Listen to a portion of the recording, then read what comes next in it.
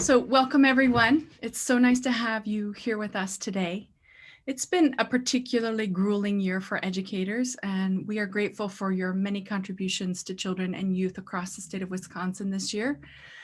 The first 50 educators who registered for this event and attended it will receive a few of the recommended books that are recommended today.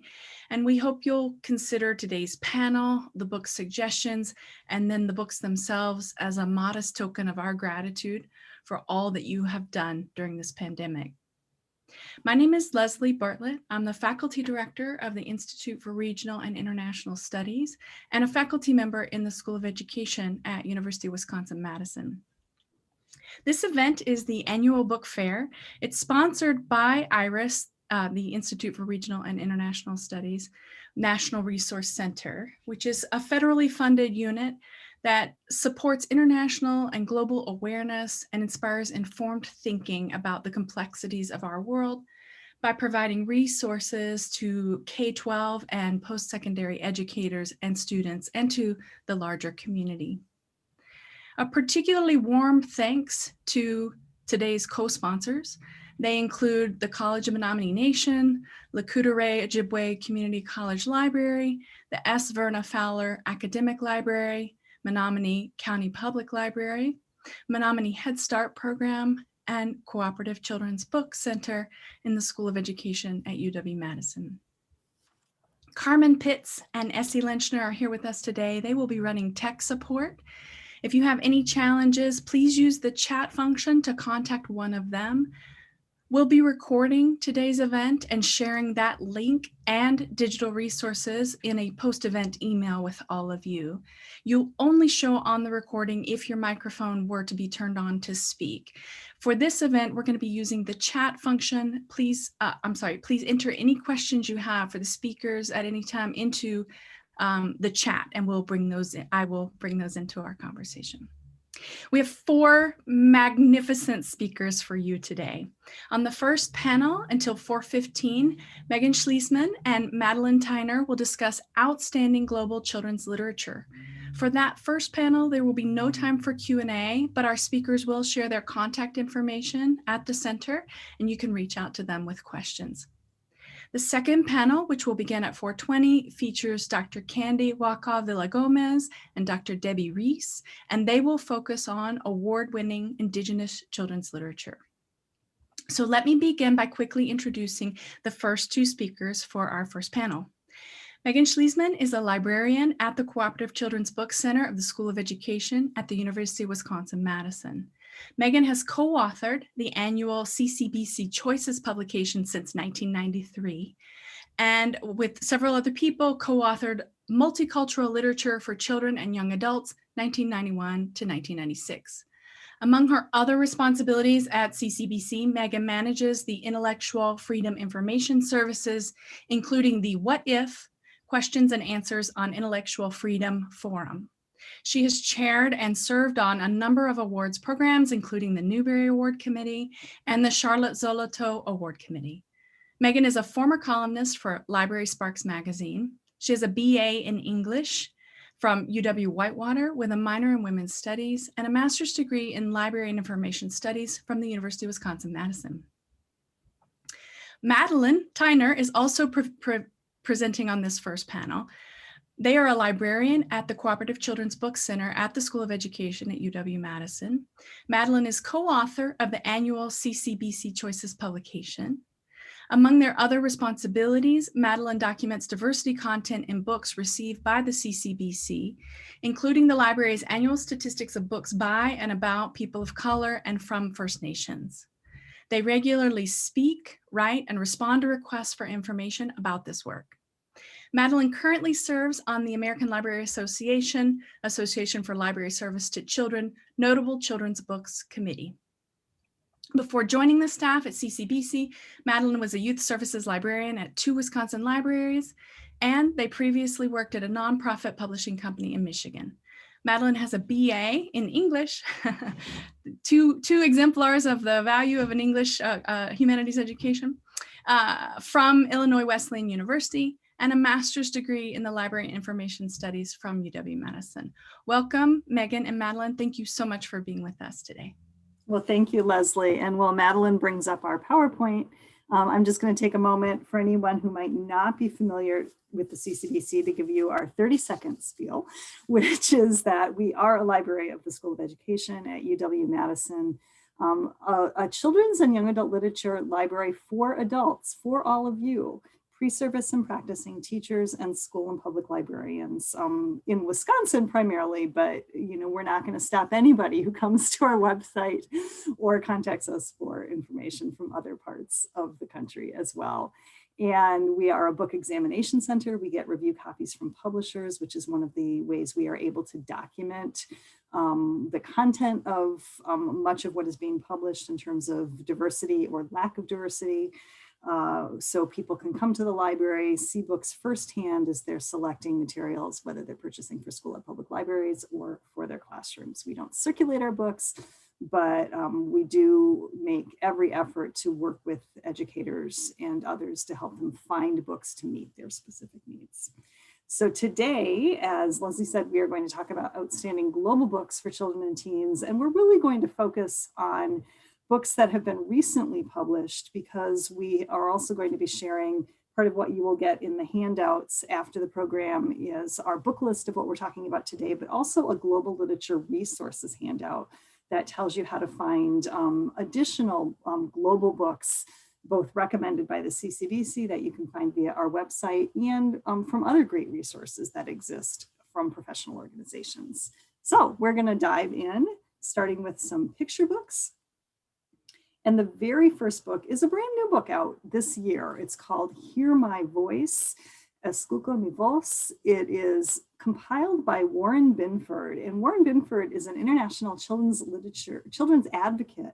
And she's devoted her legal and medical career to inspecting the conditions in immigrant detention camps. And one of those camps she visited in 2019 was the Border Patrol Station in Clint, Texas. And she was really appalled by what she found there. She saw children from infants to older teens who had been separated from their families and crowded into cages held for weeks on end. These kids were cold and hungry and dirty and exhausted. Some were sick and not receiving medical treatment. And she sat down and she talked with these kids. And each double-page spread of this dual language picture book, which is in English and Spanish, includes several sentences from these kids' first-person testimonies. It's been translated from their native language, whether that's Spanish or Portuguese or Urdu or Quiche or other languages. And then it's been illustrated. And each of these double-page spreads is illustrated by a different artist. Few are well-known here in the United States, like Gigi Morales and Raul III, but many are Mexican and Mexican artists who are not going to be well-known to kids or adults here. And really this combination of these first-person statements and these incredibly moving illustrations creates a volume that is deeply emotional in this picture book that's really for middle and upper elementary and older. Examples of some of the statements. Our grandfather saw the gang kill our neighbor. They threatened to kill him, so we all had to leave. There is not even enough room for the baby to crawl. I have been here without bathing for 21 days. Now, this volume ends with an author's note called Amplifying Children's Voices that really provides some historical background for readers going back to 1995, and then also some questions for kids to think about and suggesting ways children and their families can help.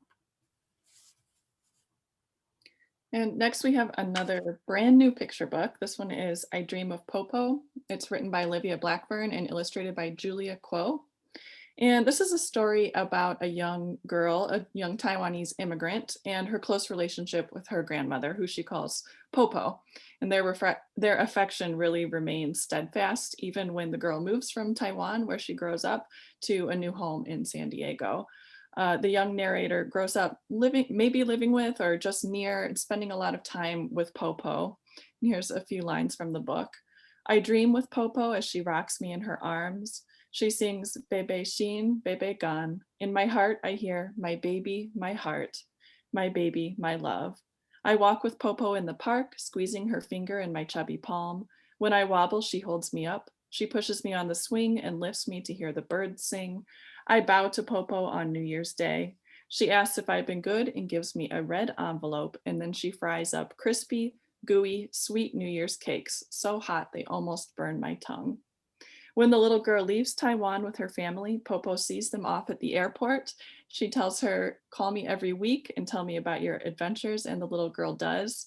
As she adjusts to her new home, she's making new friends, she's learning a new language. She often connects with Popo to tell her all about it.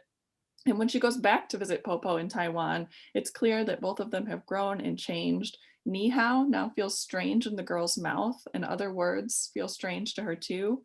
It's more difficult to talk to Popo, but she's still familiar. They still hug each other as tightly as they used to. And toward the end of the book, Popo has aged and become ill, but she whispers to her granddaughter, who's far away, "Bebe Sheen, my baby, my heart," the same words that she sang to her granddaughter as a baby. Their love hasn't changed and will not change. It's understood even when Popo is no longer here. And so some aspects of this immigrant story are really familiar or common ones, and they'll resonate really nicely with other young immigrants. But we also really love the unique way that this particular story unfolds. It's grounded in this one girl's love for her grandmother, and by extension, her changing relationship with her homeland and with Taiwanese culture.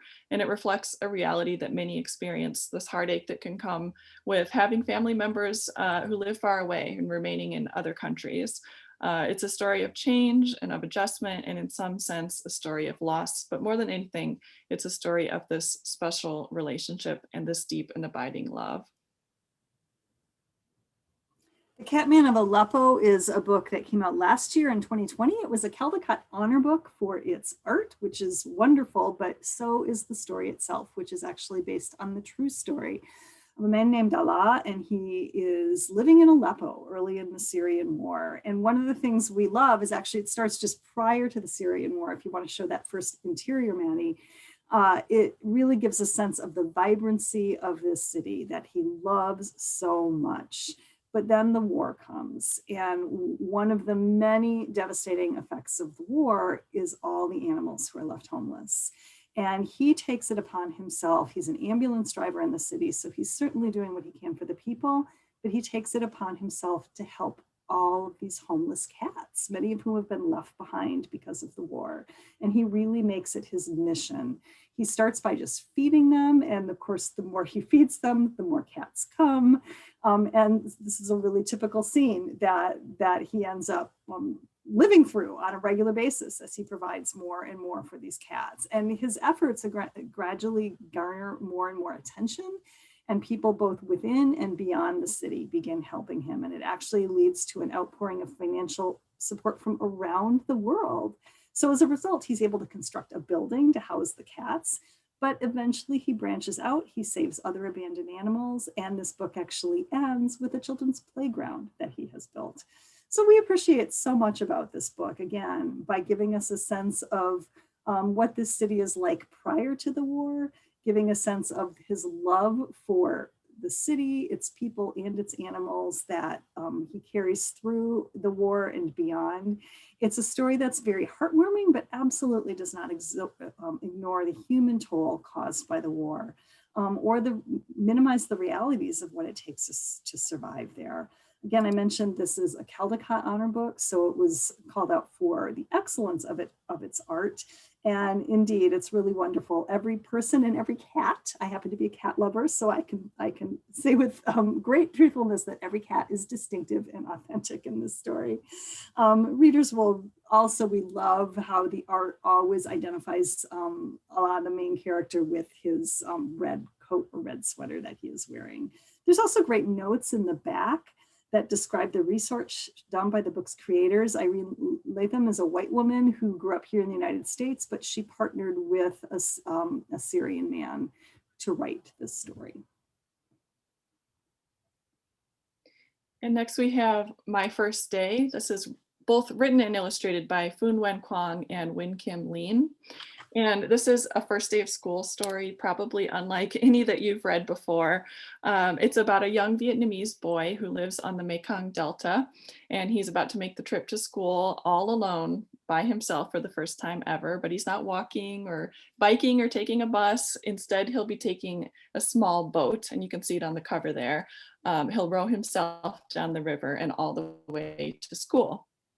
And he starts out by saying, "This is the first time I've made this trip on my own, weaving through floodwaters and forests. Mama said I'm big enough now to go by myself. Papa said to be careful because that's what papas do. I paddle out into the floodwaters, past yesterdays and all the things I didn't know. I set out upon the waves and begin my adventure." And as the boy enters the frightening mangrove forest, his surroundings kind of become cleverly reminiscent of a school, one that's new and unfamiliar and also a little bit scary. He glides alone through the hallways, he calls them, of the forest. He hears the chatter of a classroom full of animals. But he really is a confident young boy. He finds confidence within himself. He knows he'll find his path and write his name across the blackboard of the river. Soon he's back out in open water. He's moving smoothly along. He's welcomed by water buffalo when he approaches the school, and then by other children, his friends, who are also arriving in their own boats. We love just how cleverly this story presents an experience that is both wholly unique to this setting and this boy, but also really universal in ways. Many young readers from any part of the world will be able to relate to those first day jitters, the courage of this young boy, his newfound independence. And many will also learn something new about a part of the world that may look really different from what they're used to. We love the illustrations in this. They're really expansive and show the colors of the river and the wildlife. And we also really appreciated the author's note in the back of the book, which includes a lot of interesting facts about the Mekong River Delta. And now we're going to move on to some fiction for mostly middle schoolers and older children, older elementary children. And we're going to start with The Girl and the Ghost by Hannah Alkoff. And this book takes place in Malaysia. And in Malay folklore, a pelesit is a type of kind of shape-shifting trickster spirit that's bound to a single master.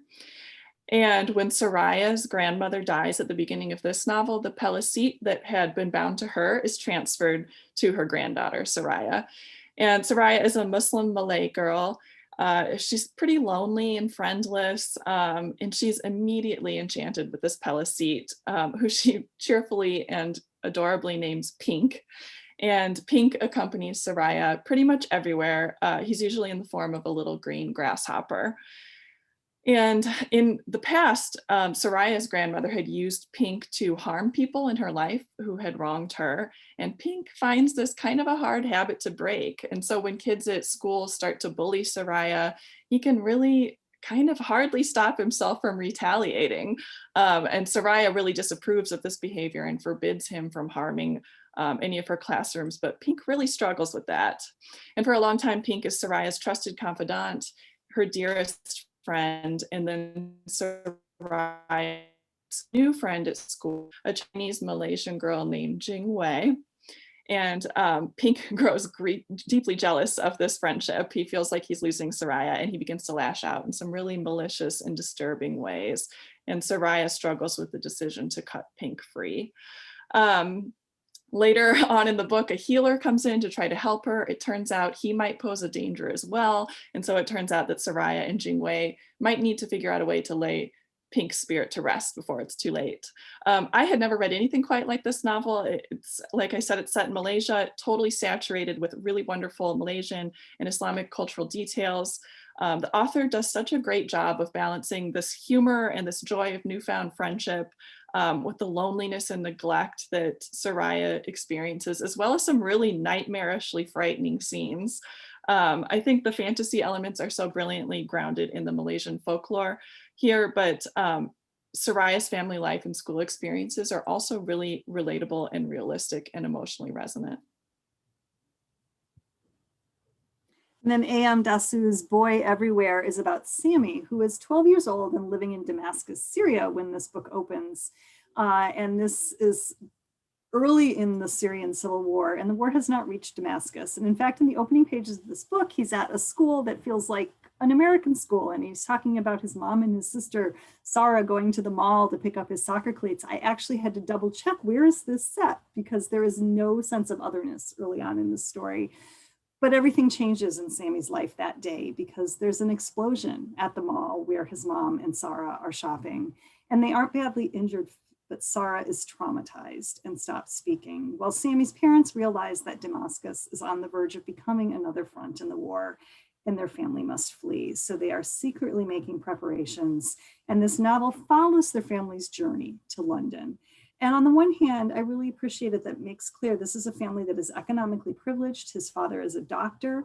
So they have resources that a lot of refugees don't. On the one hand, they're able to fly for part of their journey, but being a refugee is difficult no matter what kind of economic resources you have. They still have to make that very, very frightening journey to Greece by boat. Sammy is terrified of the water. His father has to literally pick up this 12-year-old boy and force him into the boat.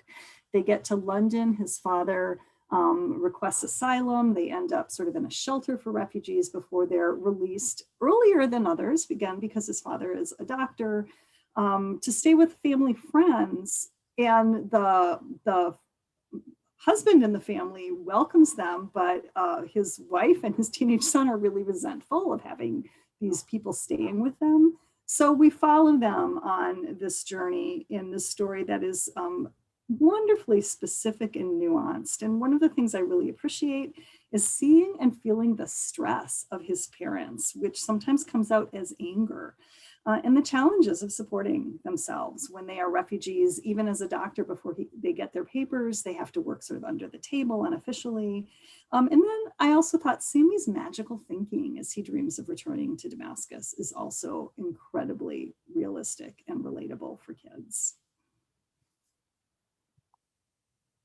And then What If a Fish? This is a novel that came out last year. It was a debut novel by Annika Fajardo, and it is propelled by this incredibly captivating narrative voice.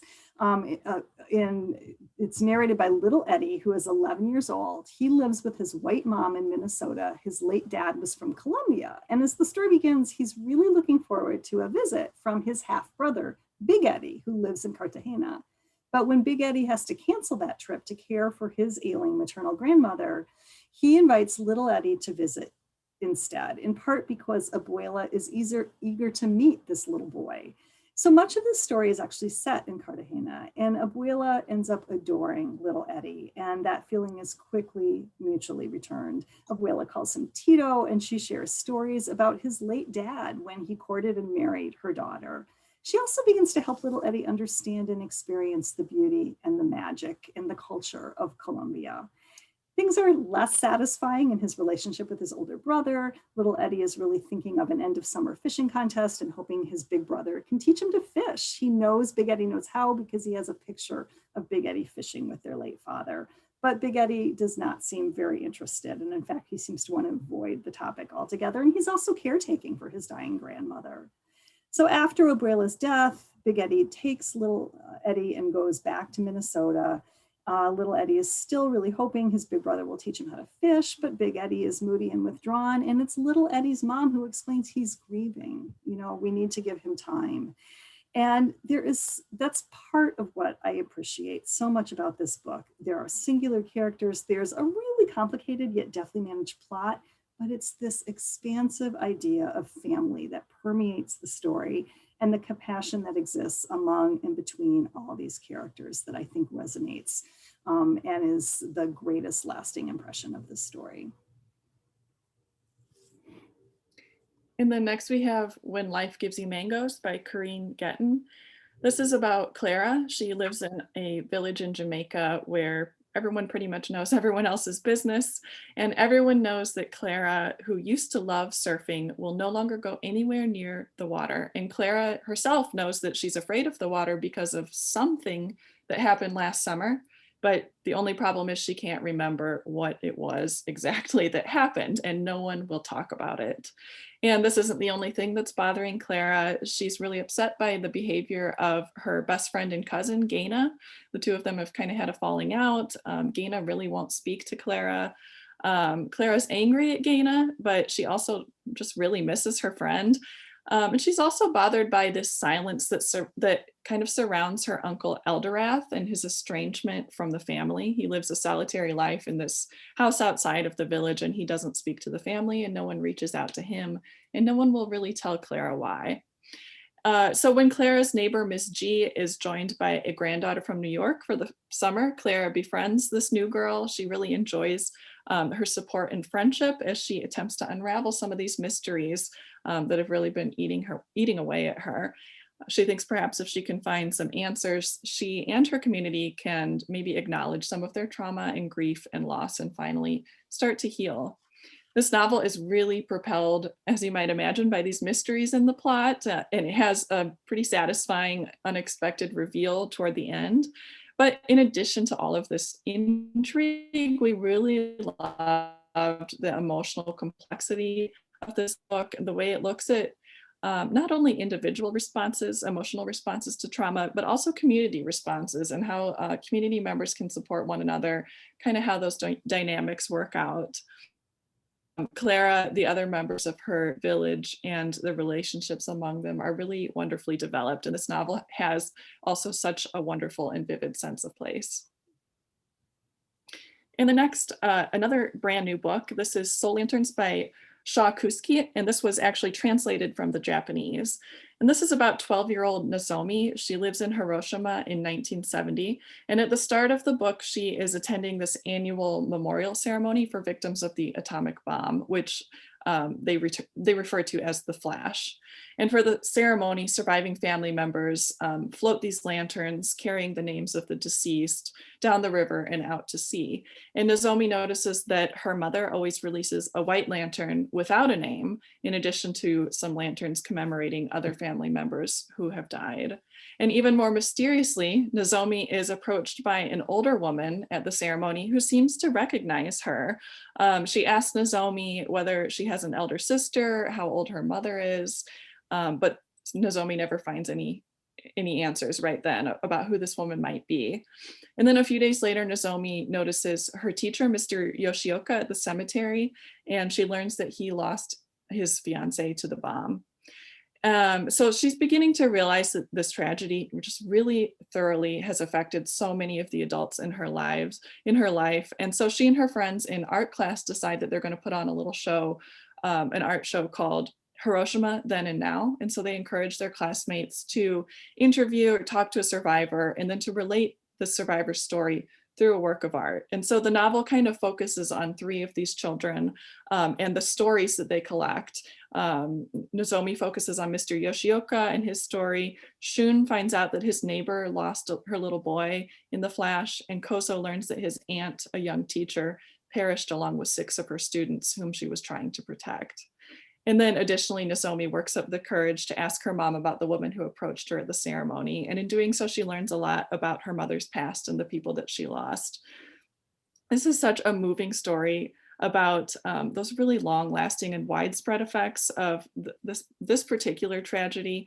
But Nozomi and her friends are so relatable. They know about this tragedy in their parents' life and in these adults' lives, and they know it was horrible, but it happened before they were alive. And so they're only just beginning to understand the devastation that it wrought and the emotional effects that many people are still dealing with, which I think, unfortunately, is something that children today can relate to, knowing other people who have gone through things before they were alive to experience it.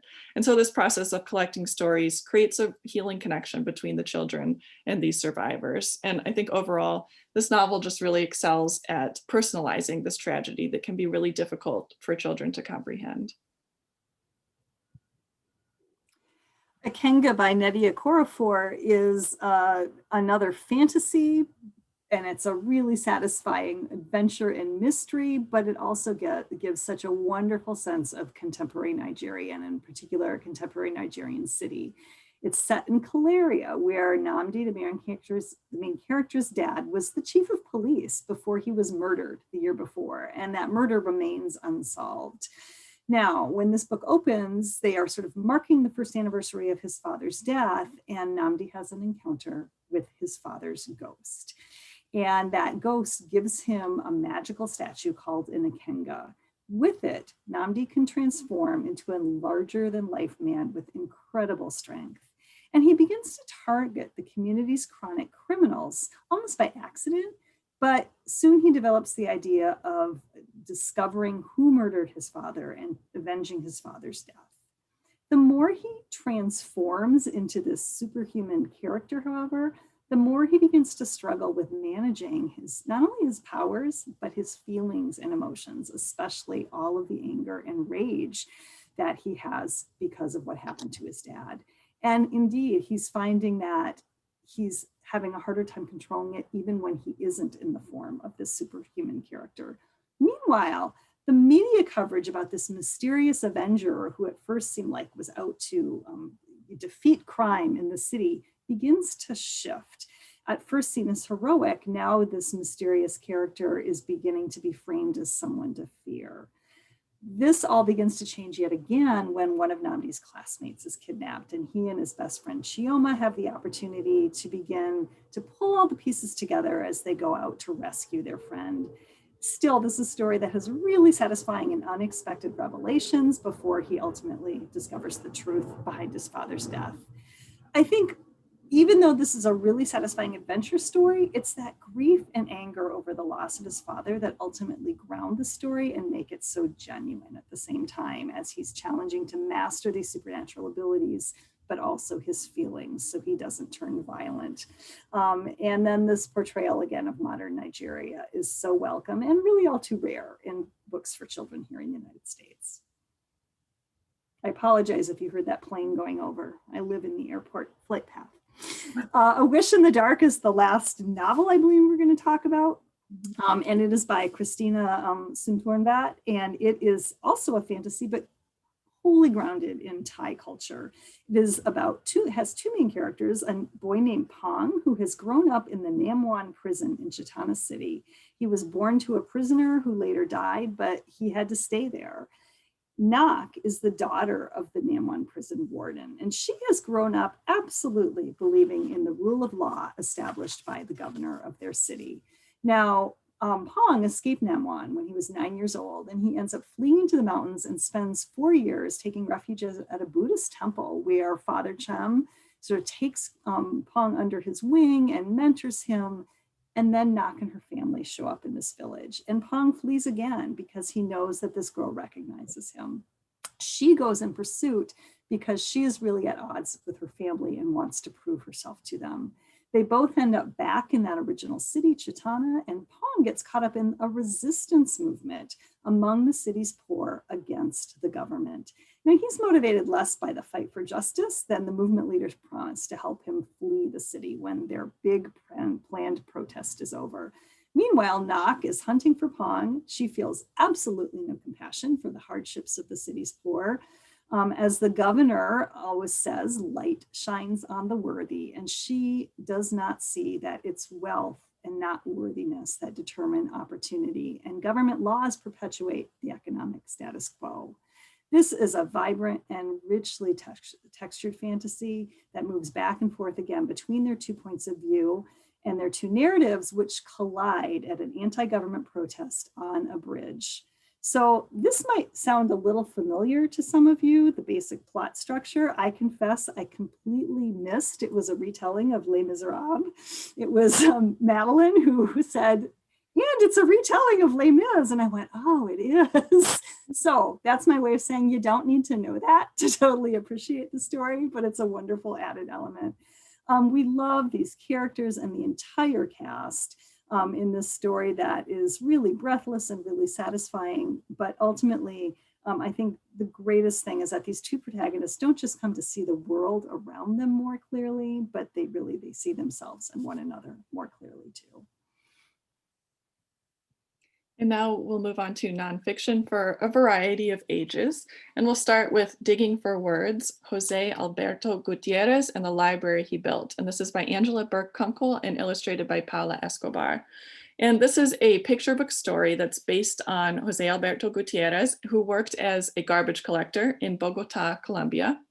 And the story follows two people. You can see them there on the cover, a little boy named Jose and Senor Jose.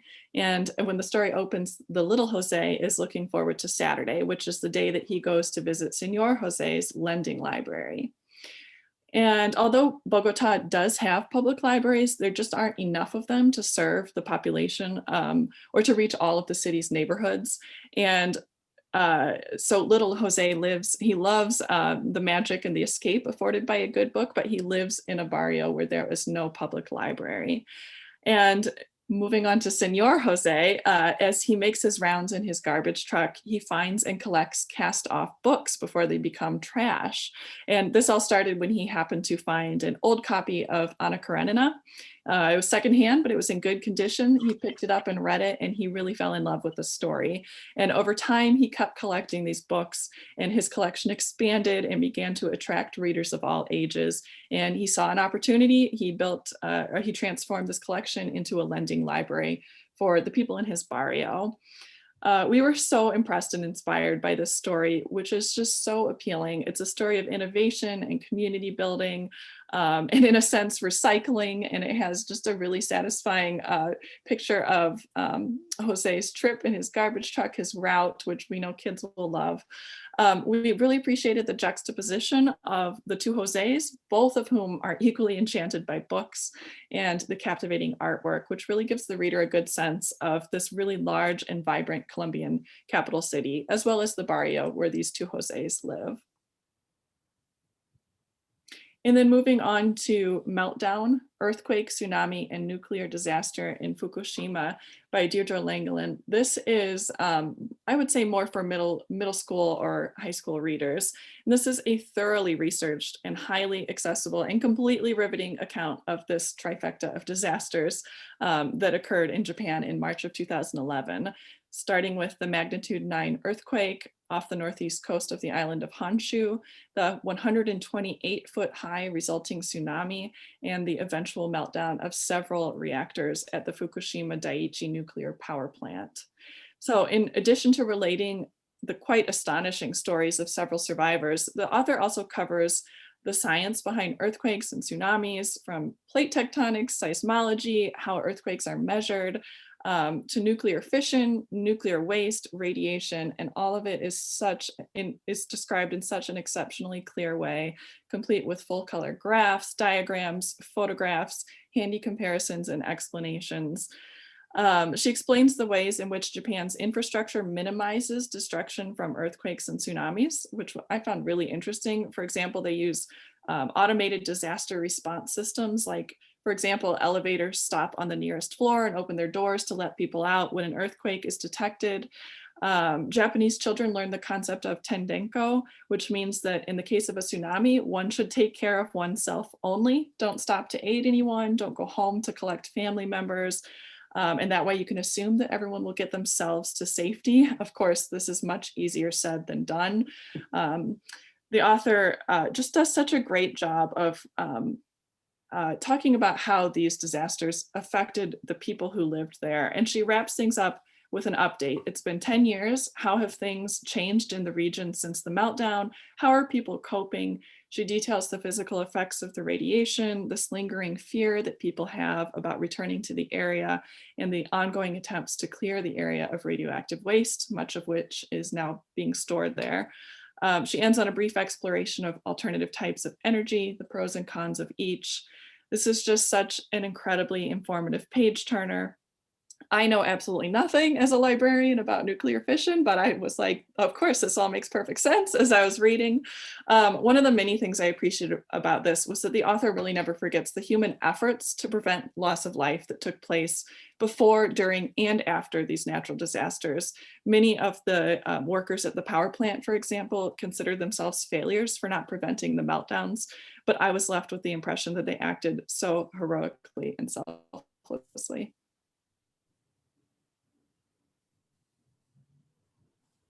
The Cat I Never Named is by Amra Savage El Reyes, and this is a memoir of her teenage years during the Bosnian War in the early 1990s, a time when the Bosnian Serbs and Croats were at odds, and indeed genocide was taking place. This account chronicles the fate of her family and the small calico cat named Machi, which she finds early on in the conflict, and it becomes a good luck talisman throughout the period that accompanies this brutal ethnic cleansing that was going on all around her.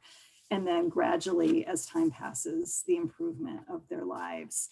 Her family are secular Muslims, and really by chance, more than anything, they are spared the worst of the genocide. But she is so aware that many men and boys are being killed by the Serbs, and she is so aware of what happens to women and girls during times of war and conflict. And that fear is palpable across this narrative. At the same time, her hunger for education is also palpable. The war disrupts her schooling, but she seeks out every possible opportunity. War doesn't get in the way of falling in love. And I have to say, the young romance that she is convinced is the love for the rest of her life when she is a teenager is so vivid and relatable, I think, for teen readers. Above all, though, this is really a story of family love and their experience through displacement, the threat of starvation, returning home, and then efforts to carve out a new means of survival. They end up running this little tiny store out of their house as a way to try to earn some money.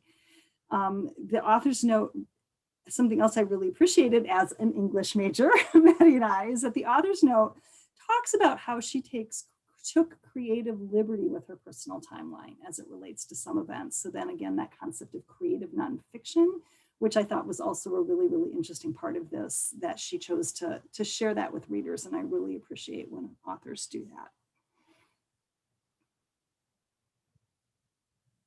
And then the last book we're going to talk about is All 13, the incredible cave rescue of the Thai Boys Stalker team. And like many of you, I'm sure, I remember being riveted to this ongoing drama surrounding the attempt to rescue these 12 young Thai soccer players and their assistant coach, who were trapped in this Thai cave by high water for more than 2 weeks in 2018.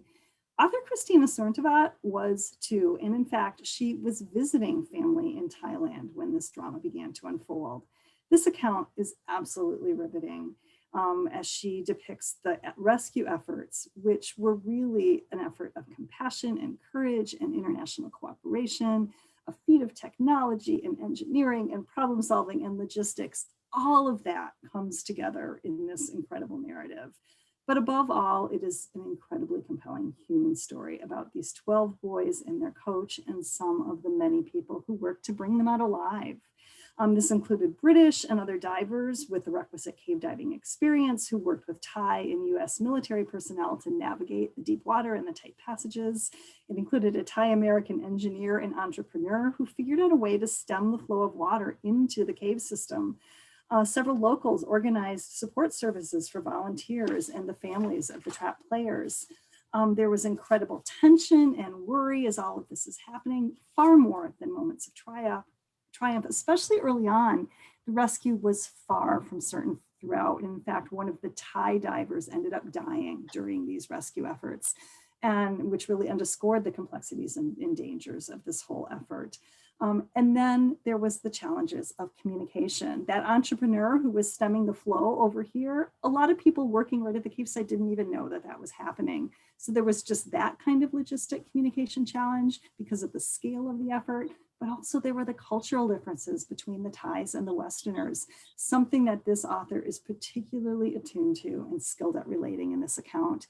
Her thorough research and her original interviews and that nuanced cultural understanding are all absolutely essential elements to this incredible and substantial account that has tons of photographs and visual material as well. So I thought we were going to end a couple minutes early, but we aren't. It's a typical CCBC right up to the wire, which is why we wanted to make sure you knew how to reach the two of us at our library's reference email And then that is our website. And on the Global Literature Resources handout we give you, it's going to include links to specific resources on our website, including the global reading bibliography we have, and then how to use our CCBC recommended book search database to find global and international books. Thank you so much, Megan and Madeline, for these phenomenal book suggestions. I'm itching to get started on some of these. And I can see so many ways in which educators might use these in their classrooms or make them available for students who might be interested. So thank you for those. We're going to move now to our second panel for today, which focuses on award-winning Indigenous children's literature. And we have two esteemed speakers with us today. First, Dr. Candy Waukau-Villagomez is an instructor at the College of Menominee Nation in the education program. And there she teaches a course in cultural images where students examine multicultural literature with an emphasis on Native American literature for children. Her most recent book is a read aloud handbook for Native American children, which she wrote along with her daughter, Samantha Villagomez. Dr. Waukau-Villagomez earned her BS degree in child development and preschool from University of Wisconsin-Madison, has 2 master's degrees, one in guidance and counseling and one in special education, and holds a doctorate from Penn State in educational administration. Recently, she received the Wisconsin Indian Education Association Indian Elder of the Year Award for 2021. She's an enrolled Menominee and she lives on the Menominee Indian Reservation. Our second speaker, Dr. Debbie Reese, is tribally enrolled at Nambe Pueblo. Dr. Debbie Reese's active website called American Indians in Children's Literature is used by writers, editors, reviewers, educators, librarians, and parents. She was selected by the Association for Library Service to Children of the American Library Association to deliver the 2019 Arbuthnot Lecture. With Jean Mendoza, Dr. Reese adapted Roxanne Dunbar Ortiz's An Indigenous People's History of the United States into a volume for young people. Their adaptation won an honor award from the American Indian Library Association. While she's proud of her work with children's literature, she's especially proud of her daughter, Elizabeth, who was recently named as the first Native American hired onto the faculty at Stanford Law School. So we have 2 phenomenal scholars and 2 proud mothers here with us today to talk about Indigenous children's literature. Welcome to you both.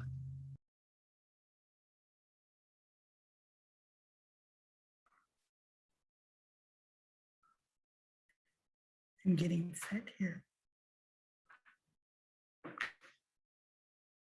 You're going to share. Just click on the one that you're sharing.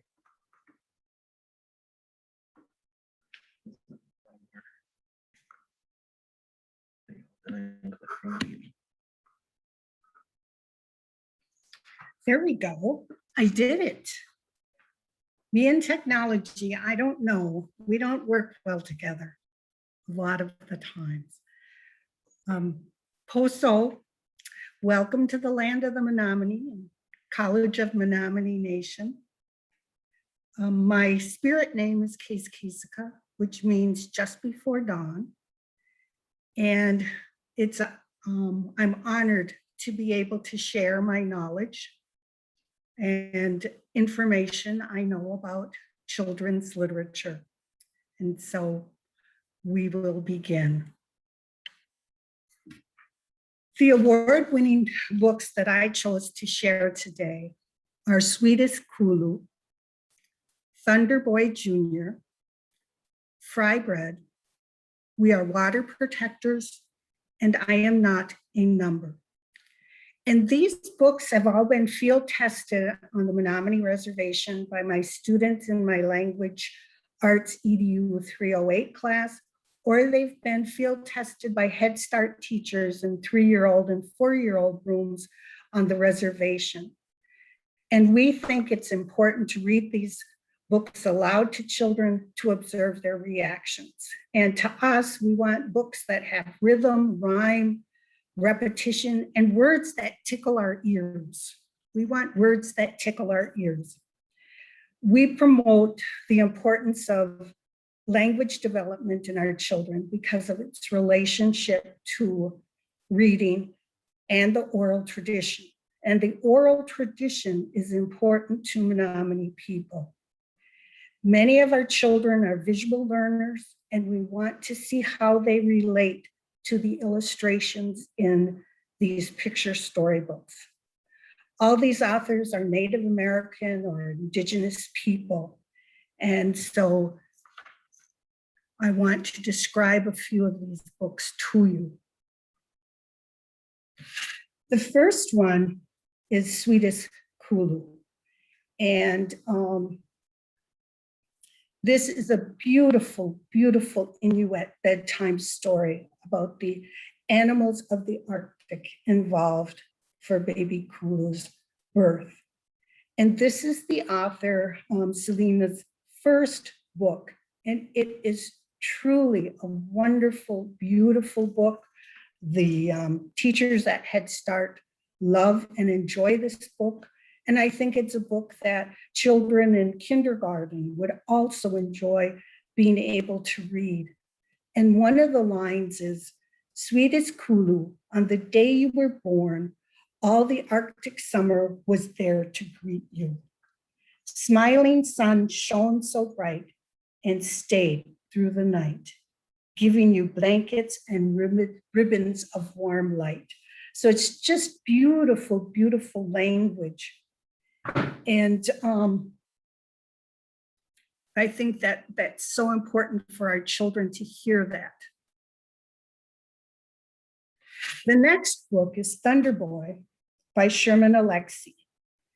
And I know Sherman Alexie is a bit controversial. And I will be honest and say, when I first looked at this book, I didn't realize that Sherman Alexie was actually the author of this book. But it's a very cute story about a little boy named Thunder.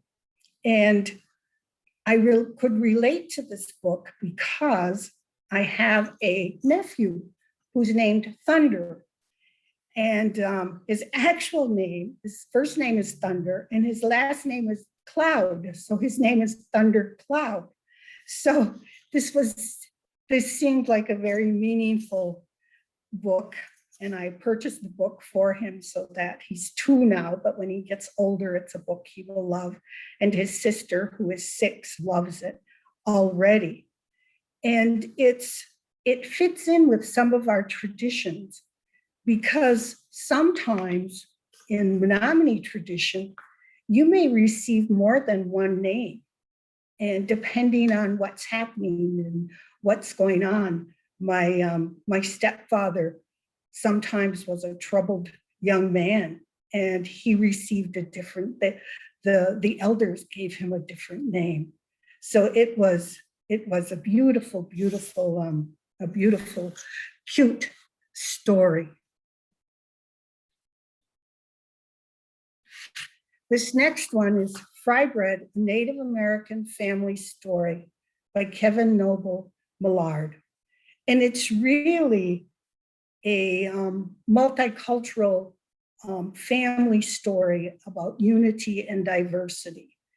And it's a traditional story about fry bread. And Native people, we all love fry bread, even though it might not be good for us, but we love it. And so this book tells the story of fry bread and how to make fry bread. And it has recipes for fry bread. And the teachers and children at Head Start love the story. Of course, they don't get to eat fry bread anymore at Head Start, unfortunately, but they love the story, and they could relate to the story, and they could relate to the illustrations.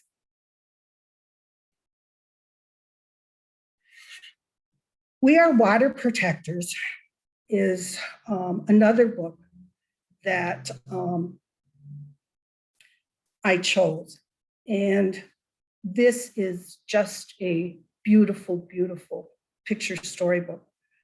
The illustrations are beautiful and the text is musical. The children and teachers at Head Start loved this book. They loved the story. And I work with the 4-H program here on the Menominee Reservation, and they have a summer program. And the summer programs focus, and every year they have a certain focus or theme. And so this year it's the environment and safe water. And so this book they're going to adopt as one of their stories that they will read with the children on the reservation. And they will talk about, they're out in the woods, and they will talk about water and the importance of safe water. And they will actually, we're hoping, and maybe some of you out there will know this already, we're hoping to turn this into a reader's theater, which we also think is part of the oral tradition. And we want the children to be able to perform a reader's theater using this book for their summer program. But it's absolutely a beautiful book. Water is the first medicine. The Comas says we come from water. It's just beautiful. And of course, it deals with that controversial topic of the pipelines that have been going through the reservation. So it's quite meaningful and has and it has meaning to it and dealing with the environment. And so that is important.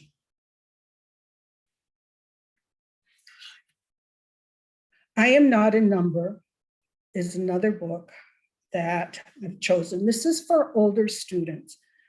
The books that we talked about previously probably were for children that were in Head Start or kindergarten or maybe first grade or second grade. But the reading level for this book is 4th grade. And it's written in both English and Ojibwe. And it's very, I think, apropos for what's some news that we've recently heard about the graves that they found of Aboriginal children in Canada. And so this is a story that certainly our children on the reservation can relate to and will relate to. One of my students in EDU 308 brought this book in to read to the class, because in language arts, every week we would do read alouds of different books, different Native books that we had found. And this was one of the books that one of my students had brought in. And my students sometimes do substitute teaching. And so she was substitute teaching in a classroom of 4th graders. And so she read this book to them. And it's and the children become very emotional when we read these stories, because they've had great grandparents who have been a part of the boarding school experience, if that's what you want, that's what we can call it. My grandfather, Kashina, and his sisters were boarding school children at Carlisle, Pennsylvania. And so it has a big impact on my family whenever we read stories about the boarding schools. And this, of course, is set in Canada. And it's a residential school. And of course, we had boarding schools. Canada had residential schools. And for years, in my other life, I was a professor in Buffalo, New York, and I had many students who came over from Canada to earn their degree in education. And they felt that there was not a lot of racism or discrimination in Canada, that they weren't like America. And it is interesting to me that there's a story like this available for them to read and to experience what it was like for Native children to be assimilated or acculturated into the white man's world. And I think that that's critical. So I'm so happy this is a Canadian book, and so that they will be able to read it. But this is the story of a little boy and his family that were taken off to boarding school at a very young age. And they were fortunate because they came home at summer, and oftentimes children weren't allowed to come home during the summers in boarding school because they feared, the administrators feared that they wouldn't come back. And sure enough, this family went home and they told their parents and their father, and he would not send them back. He hid his children. And that's virtually what Native people had to do, was to hide their children in order to save them. And so to hear about the graves that were found in Canada at a Catholic school residential building program was very disturbing. And my niece told her daughter, who I think was maybe a little young, to hear about the boarding school experience. And she was just so tearful and upset, and she was worried they were going to come and take her away and that she would have to leave home. And so these stories are very emotional for our children. And this is in particular very emotional because of the things that are occurring now in Canada with what is happening with that mass grave that they found.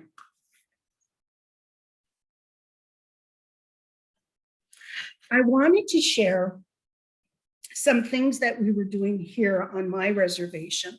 And I know Debbie is probably going to talk about the exciting things that are happening for Native American literature, children's literature. But we have a program called Sacred Little Ones. We had a program. This was funded through the American Indian College Fund, and it was for working with the different schools on the reservation and with Head Start. And one of the things that we did that I'm very proud of and that I was a part of is that in my cultural images course, EDU 315, the first classes that we had after we received this grant, we opened it up to all the teachers on the reservation, all the high school teachers, the middle school teachers, the Kashina primary teachers, the Menominee tribal school teachers, and the Head Start teachers. And we invited them to participate in this class. And the culminating activity was for them to produce or write a children's book. And what we did was infuse Menominee language into these stories. And many of the Head Start teachers have taken Menominee language. They participate in Menominee language in the classroom. So it was a wonderful experience. We have a website. We have examples of books that they produced. The one that I'm showing you is called Sequanoa, and that was written by Leslie Teller, who is my sister. And her husband, John Teller, who is the instructor in Menominee language at Head Start. And this is a book that John used watercolors to illustrate. And it's the story of first spring, the first rain. And it's a multimodal story. The children make rain sticks, and they make noise for the rain. They make noise for the thunder by stamping their feet and clapping. And then they sway back and forth with their hands and arms to represent the wild rice. And it's a wonderful story. And this one has been produced by Head Start, and it's on our website also. And we're very proud of it, and we like people to, we make this available for everyone to use, and so that we can share these books with all kinds of different people. And we do, and it's been in existence for about 10 years now, almost 10 years this has been in place. And am I running out of time? Yes, am I? Okay, I'm gonna stop there. I have a few more things, but I will stop. But thank you, Wawanen. Thank you so much, Dr. Waukau-Villagomez. Hopefully we'll have a few minutes at the end to work in a few other comments. I want to turn it over now to Dr. Reese.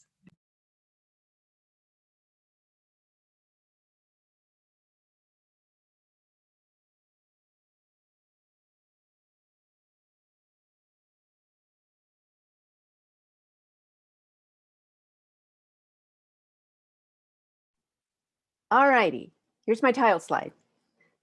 And my microphone's on, so I know where I am. Okay.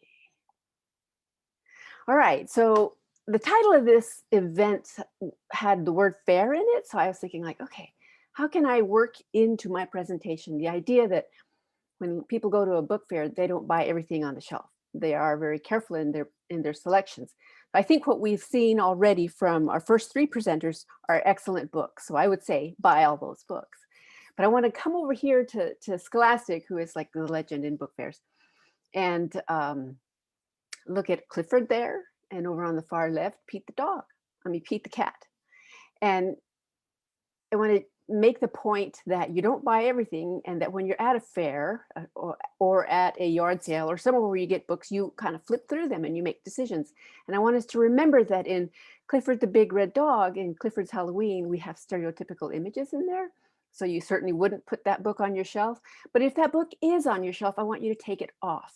What I am hearing from a lot of writers is that teachers and librarians are giving problematic books to kids. And so when a native writer's book is given to them, it doesn't feel like a native book because it's got this kind of problem with this big feathered headdress and playing Indian and things like that. So this is not an innocuous and cute book. It's a harmful page in a book that has an impact on native writers.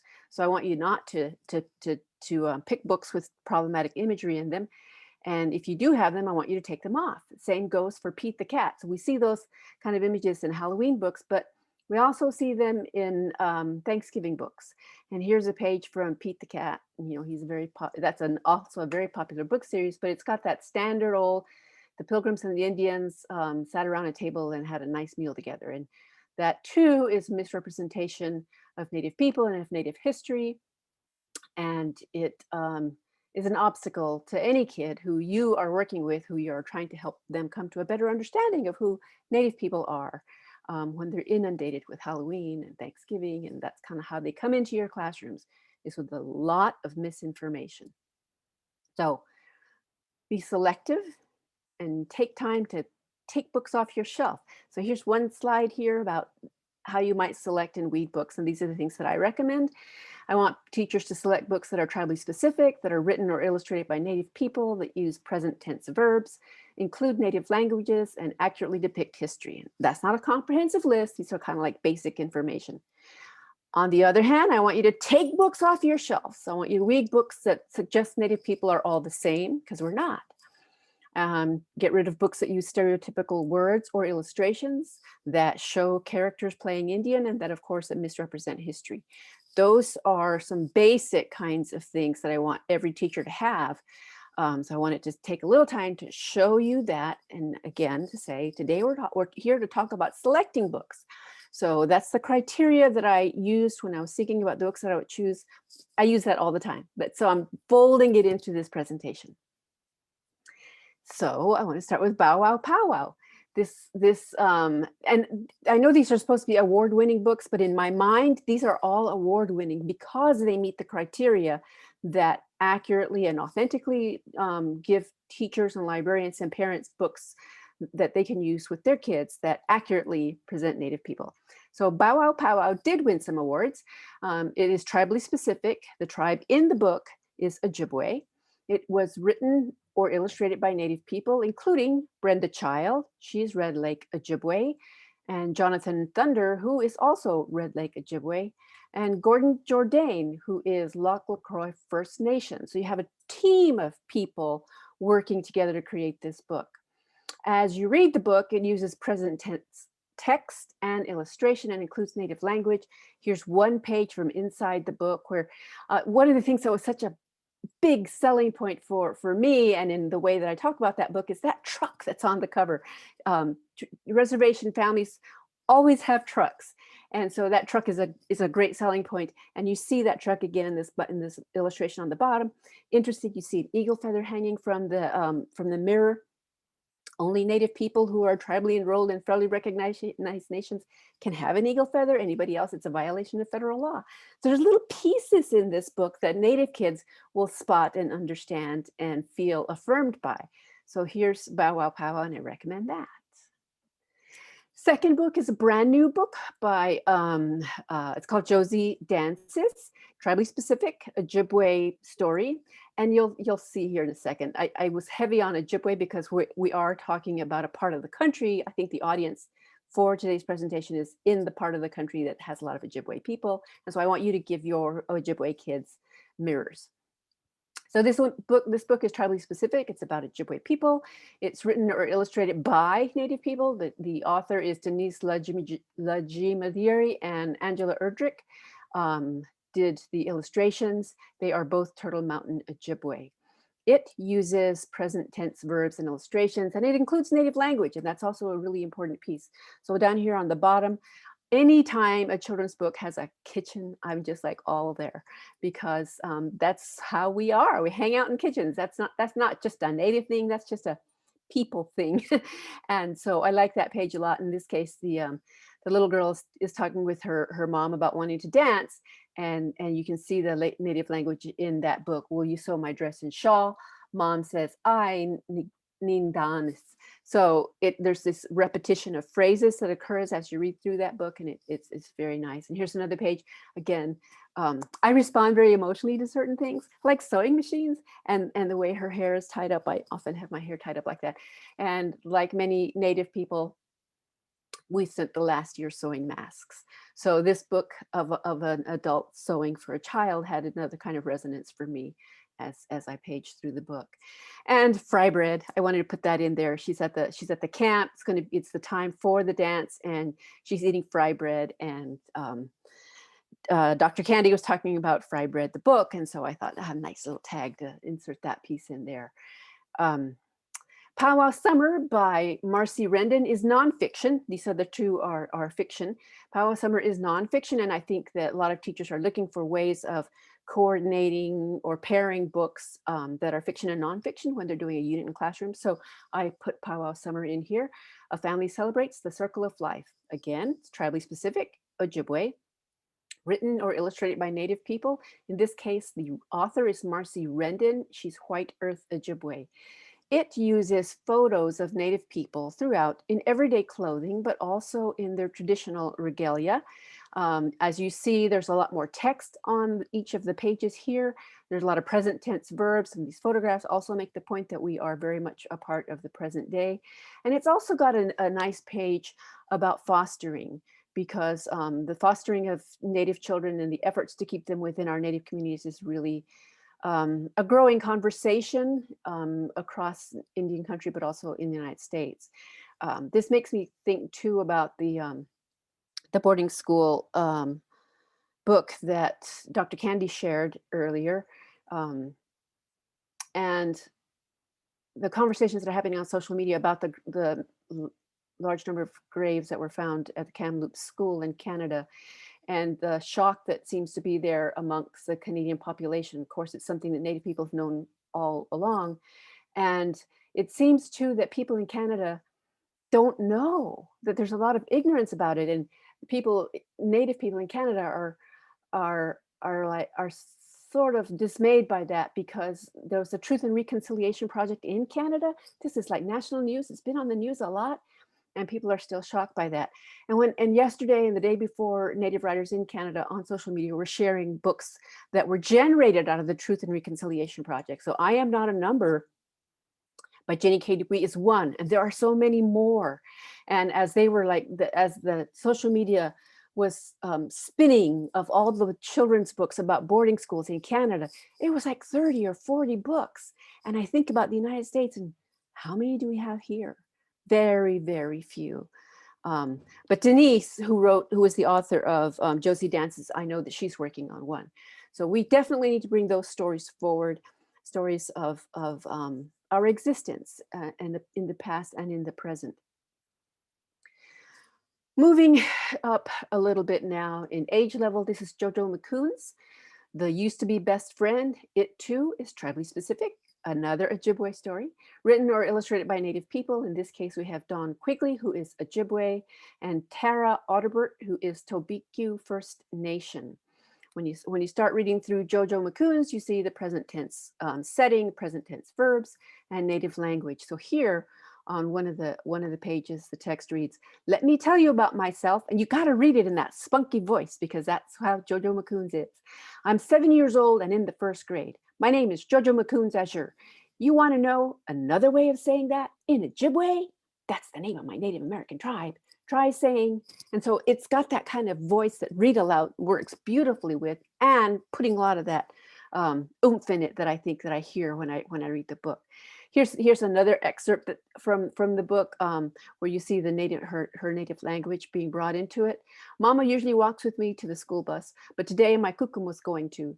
Kukum is another way to say grandma in the Michif language. She moved in with us after my mushum died last year. She said at her old place, the quiet was too loud without mushum." So that I like in particular, because it kind of demonstrates what happens naturally in many of our Native communities in the United States and in Canada. Our grandmas and our grandpas, they move in with us when it's that time. They don't go to, generally, they don't go to a senior residential housing or living place. They just go to one of their children's homes. My Hopi grandfather was there with us when I was growing up, and he died in our house in his wheelchair, sitting outside in the sun, which is peace-giving, that his end of life was with us in that way. He was Hopi, and when again, going back to the boarding school conversation that we had just a few minutes ago, the Hopi people, when the United States government agents went to the Hopi reservation to take the children, they hid the children in cupboards and closets and wrapped them in rugs and did all these ways of trying to hide their children from the government agents who were coming to take their kids. Those parents were sent to Alcatraz Island. So that's one little known thing about Alcatraz Island, that one of the first people that was confined there were the Hopi parents who would not give up their children. All right, the last book I have is Indian No More. It's tribally specific. The tribe in here is the Umpqua. It is written or illustrated by Native people who are Charlene Willing McManus. She was Umpqua. She had cancer and died before the book came out. Tracy Sorrell picked it up and finished it for her. Tracy is Cherokee, and that cover is by Marlena Miles, who is Spirit Lake Dakota, Mohican, and Muskogee Creek. This book, Indian No More, includes the little known history, so many pieces of little known history when we look at what kids in the United States are given. Termination and relocation, because at one point in the United States government said, you're not going to be Indians anymore. We're going to remove your status as a nation. And that was called termination. and you're going to move to a big city. So that's what Indian No More is about. And here's the first words from chapter 1. Before being terminated, I was Indian. Now, I certainly don't mean I was killed off or anything. It was 1954. The United States government didn't do that anymore, with that being killing Indians. They just filed away our tribal roll numbers and erased our reservations from the map. So this is a family story about her own family being moved, the tribal status being taken from them, and her family deciding to move to California, where they would start a new life in California. So that's the top part of chapter 1, and here's chapter 2. She says, but I'm getting ahead of myself. Let me start at the beginning. I was born on the Grand Ronde Indian Reservation, just over 30 miles west from the state capital in Salem, Oregon. I had lived there all my life. I didn't know any other way to live than as an Umpqua Indian. My family was Umpqua. I was Umpqua. That's just how it was. And so the story moves into the time that they spend when they go into California. It also has a glossary because as you read through the book, there's lots of Umpqua words in the book. So what I have given you are mirrors and windows. If you have Native children, that cutie pie on the left, that was me when I was in 2nd grade. The other cutie pie is my husband. He's white. He grew up in Pennsylvania. But for the Debbies that you have in your classroom, these books that I showed you and the ones that Dr. Sandy showed you function as mirrors for Native people, culture, language, history, just who we are. They give us those mirrors. For the Georges in your classroom, they are windows into these cultures that are being depicted in the books. So that's all I have. And I want to say kunta, that is thank you in my language, which is Tewa. Thank you both so much for those presentations. So informative. This is a great time to add to the chat any questions you would like to pose.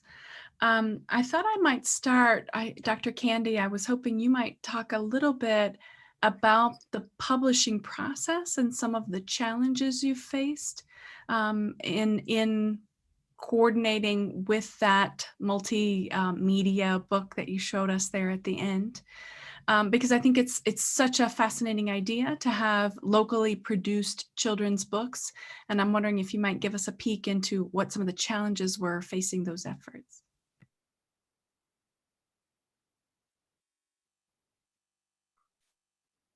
Sorry. It was extremely challenging. And Debbie, Dr. Reese can probably relate to this. Whenever we deal with culture in Indian country, and Menominees, I can speak for Menominee people, it can be controversial. It can be controversial as to what should be shared, what should not be shared, how the language is being used. So that was one of the first things that we dealt with was the controversy. And that's one of the reasons that we tried to have so many different people involved in the whole process of putting together these children's books. Now, what we did is we just self-published. We used the local printing company located next to the reservation, and that's how we had our stories printed up and published. And we'd hope that someone would see our stories one of these days and say, hey, we'll print those stories for you. We'll do those stories for you. But so far that hasn't happened, but it has been challenging. These books are used by a lot of the staff, Native staff on the reservation. They will use these books. They will use them in their classrooms. They'll use them for part of their read-alouds.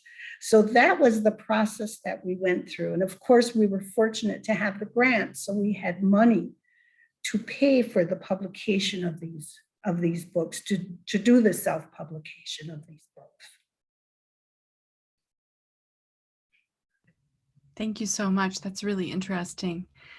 Dr. Reese, I thought I might ask a similar question to you about the Indigenous Peoples' History of the United States for young people.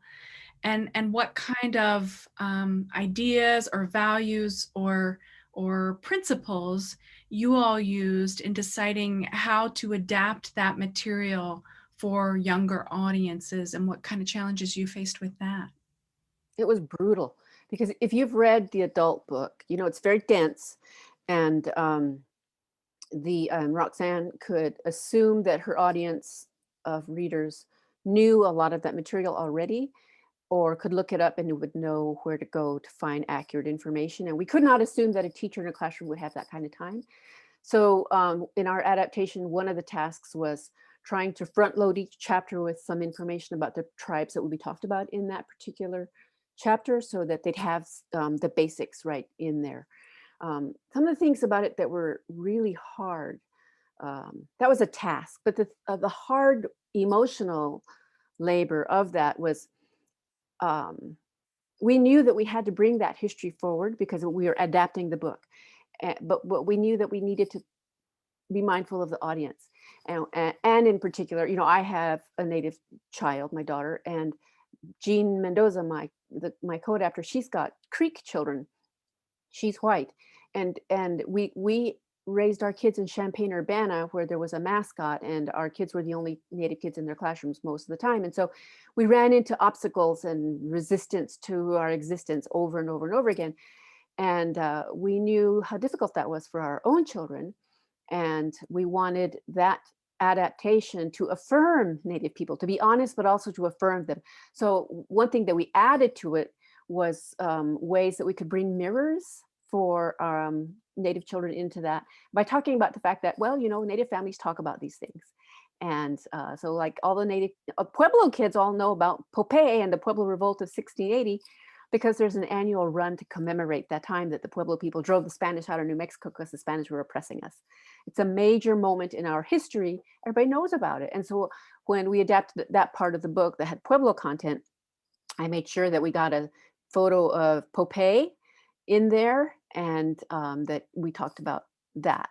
And so the process was long and exhausting because of that, because we were trying to scale back that, but still keep it honest, all of that content. That meant reading a lot of Roxanne's original sources, trying to figure out, okay, how are we going to go here? What are we going to do here?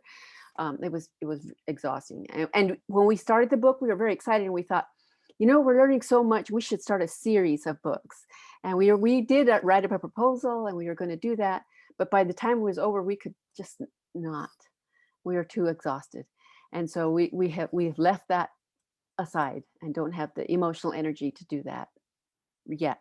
We think we might sometime, but it's hard trying to bring that history forward. The process was easy because Beacon wanted us to do the book, and they gave us a lot of time and support. And it was interesting that, you know, when they would suggest an illustration for a page, and we looked at it and was like, no, this clearly is a white chosen illustration. This is not going to work. It's insensitive for this. They were willing to learn from what we had to say about all of that. So it was a very positive experience.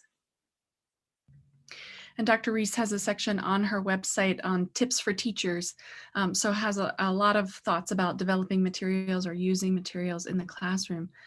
Dr. Reese, there's a question for you in the chat. You mentioned the importance of present tense language and briefly reference why that's important. Can you talk a little bit more about the need to overcome the perception among many non-Native people that Indians are part of history, but not the present, and also how painful stereotypical and racist images are for Native children? I'm going to ask Candy to answer that as well. But one of the things that every Native person that I talk to experiences is when you leave your reservation, you go somewhere and you tell somebody who you are, you often get this like, what? This is especially vivid when I'm in New York City taking a cab from the airport to a hotel or whatever. The cab drivers are generally from other countries, and they just that what they learned in those countries was that we no longer exist. That happens in the United States with American adults too. It's just they can't believe that we're still here, because research studies show that in textbooks, Native people are there until like the late 1800s, and then we never appear again. We just drop out of the history teaching. So every effort we can make to combat that misinformation is important.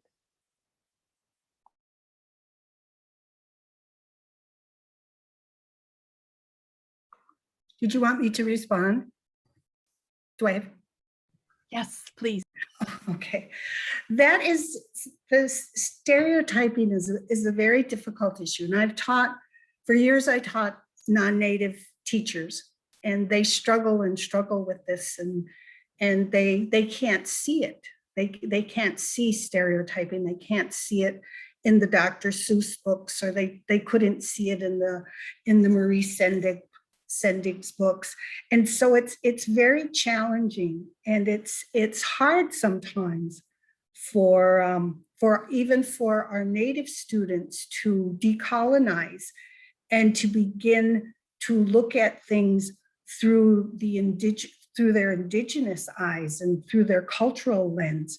And so it's very challenging. And I want to tell Dr. Reese, she broke my heart, because I love Pete the cat, and now he's on my list of not of bad Pete the cat. But very important, and something that we really stress with our pre-service teachers. We want to thank all of you so much for spending time with us today, for sharing this information, these book titles, some background on them, some principles about how to think about books to keep and books to weed and books to add.